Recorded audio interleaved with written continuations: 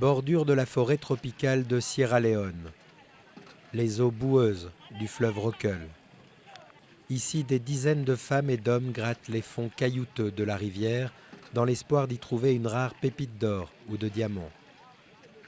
Nous sommes du côté de Magburaka sur l'un de ces nombreux sites d'orpaillage artisanaux que compte le pays. La plupart des orpailleurs travaillent ici sans permis, avec un seul objectif, gagner leur vie. Il n'y a pas d'autre travail. Avant, j'étais étudiant, mais comme je manquais d'argent, je me suis décidé à commencer à chercher de l'or. Je n'ai pas d'argent.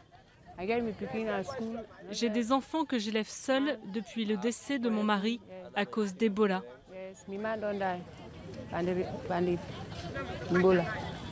À 30 ans, Mariatou est l'une des nombreuses veuves depuis l'épidémie d'Ebola qui a fait au moins 4000 morts dans ce petit pays d'Afrique de l'Ouest. En cherchant de l'or, elle dit gagner environ 100 000 léones par semaine, soit à peine plus de 10 € pour un travail souvent épuisant. C'est difficile, c'est très difficile. Nous travaillons dur et nous souffrons beaucoup. À quelques kilomètres de là, à Makeni, fief de l'APC, le parti au pouvoir, Samura Kamara a tenu son dernier meeting pour l'élection présidentielle.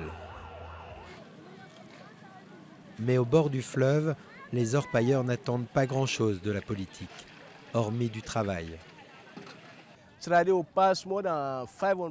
Avant, il y avait plus de 500 personnes ici. Ils viennent là car ils n'ont pas de travail. Donc, dans cette élection, ce qui m'intéresse, c'est la création d'emplois.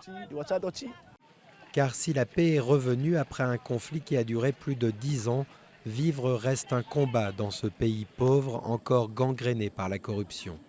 Et les orpailleurs, eux, continuent de rêver d'une autre vie.